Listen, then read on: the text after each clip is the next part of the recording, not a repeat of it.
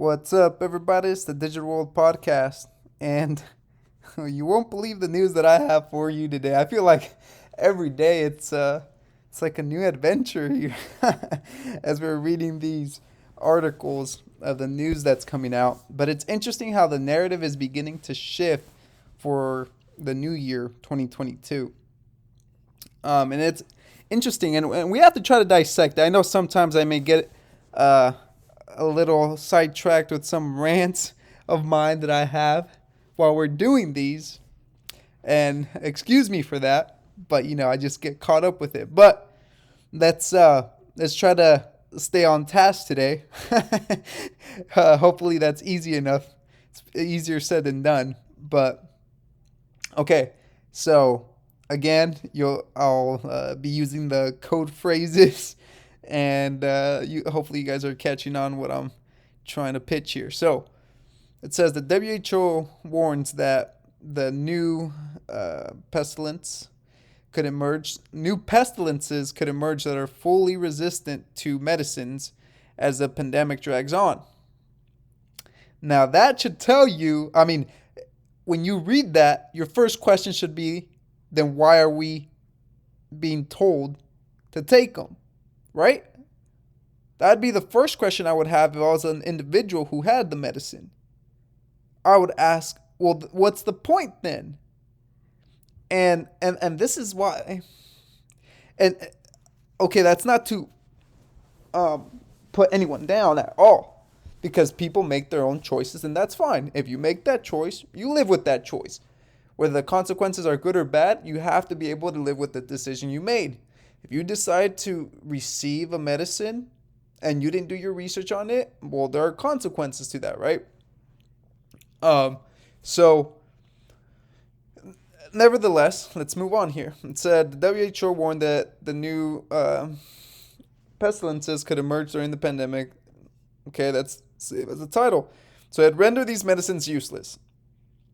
And how does that make you feel? How would it make the people who have had adverse reactions feel? Because they were forced to take this or they would lose their job.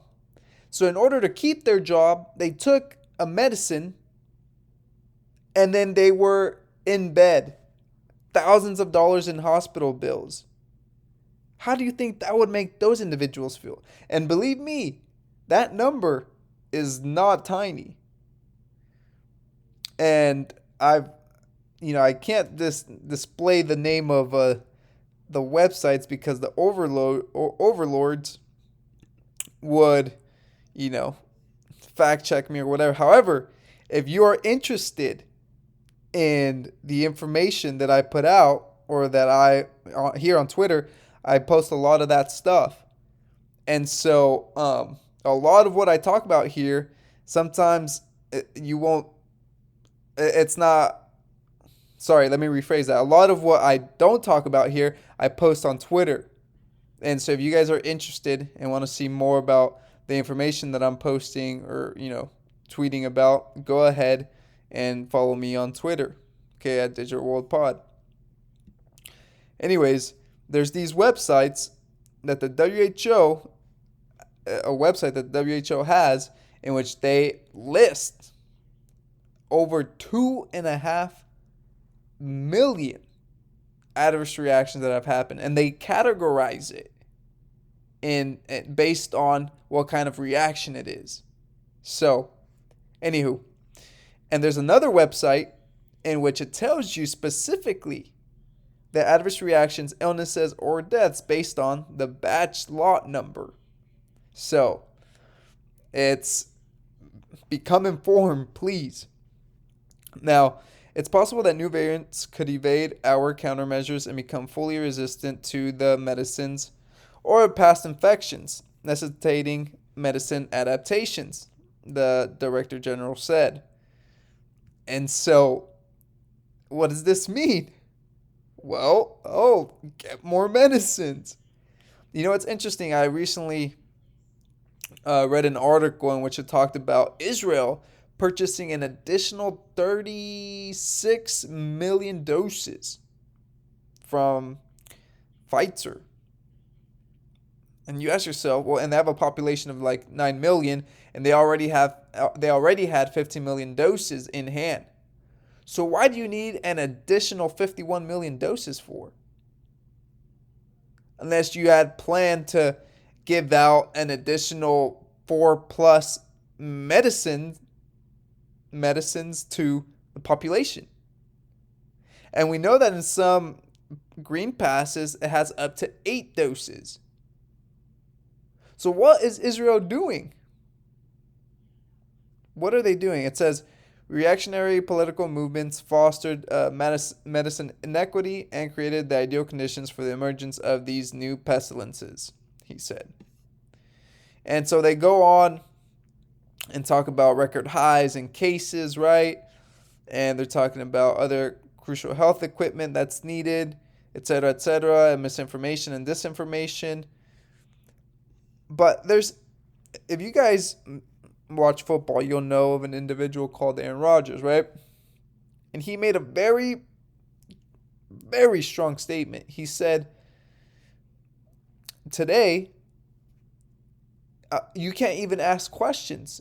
And the sole basis of science is to ask questions and have other people look at that data and help verify it, right? But if you aren't allowed to ask questions and talk about it freely, then it becomes propaganda. And that's very, very consistent with what's going on now. Now, the director general said that the supplies for medicines are improving. And he says, while repeating his criticism that rich countries' medicine programs are making it harder for poor nations to obtain any medicines. Well, and you know what's interesting?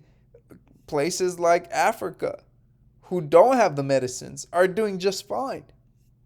So why is such the strong push to get it to these poor countries?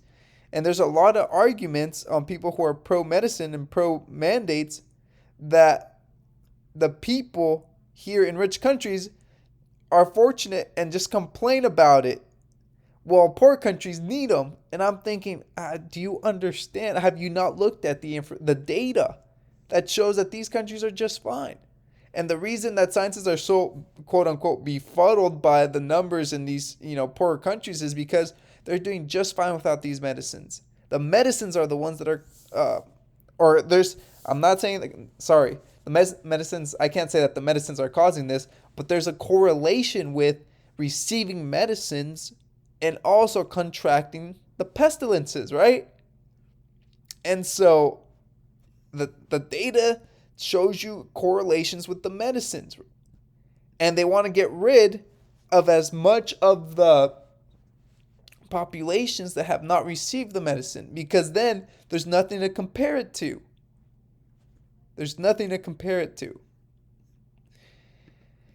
And if that was it, if that didn't get your antennas, up and attentive, the CDC happens to drop post-isolation PCR tests because they can remain positive up to 12 weeks.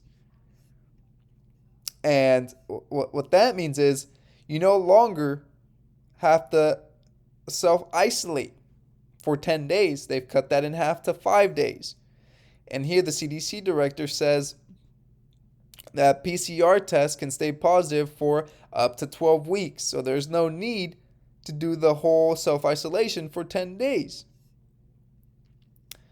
And here is the statement, okay? It says the CDC will withdraw the request to the U.S. FDA for emergency use authorization of the RT-PCR diagnostic panel. And it says here, providing this advance notice for clinical laboratories to have adequate time to select and implement one of the many FDA-authorized alternatives. So my first thoughts, I'll tell you, these were my first thoughts. I was like, oh, this is interesting. They just happened to drop this right at the end of the year. We know that the midterms are coming up in 2022. Maybe, I thought, okay, first, maybe it has to do with politics, right? Maybe the polling, whatever. Or they know that, for example, these companies that are mass producing these PCR tests are so far down and filled with profits that they're not going to want to stop. It's going to be hard to stop. And the policies that were implemented by companies worldwide for their employees to test, well, do you think they're going to want to retract those PCR tests? I don't think so. I don't think so.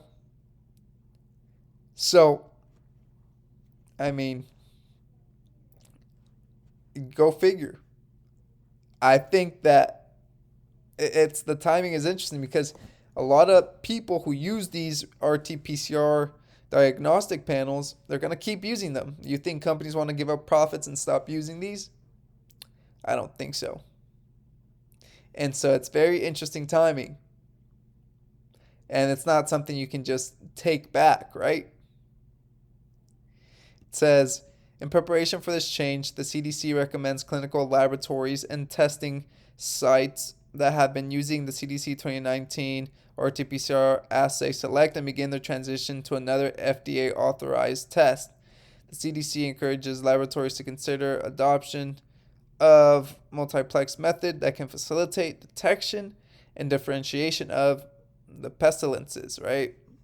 Such assays can facilitate continued testing for both the pestilences and can save both time and resources as we head into the influenza season.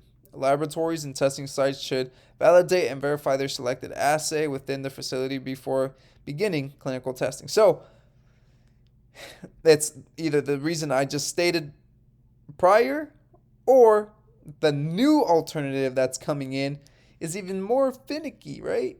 And can, test for more positive cases. I don't know. I don't know. This is just me thinking outside the box and just kind of speaking my mind. But it's very interesting timing, something to monitor. But hey, these news really got us on our toes. And if the new year couldn't get any more spicy, well, there you have it. Anyway, that'll do it for me today. This is the Digital World Podcast. Like and subscribe. Share this video. Share the information. Let me know your thoughts. I enjoy hearing what you guys have to say in the comment section below. This is the Digital World Podcast, and I'll see you in the next episode.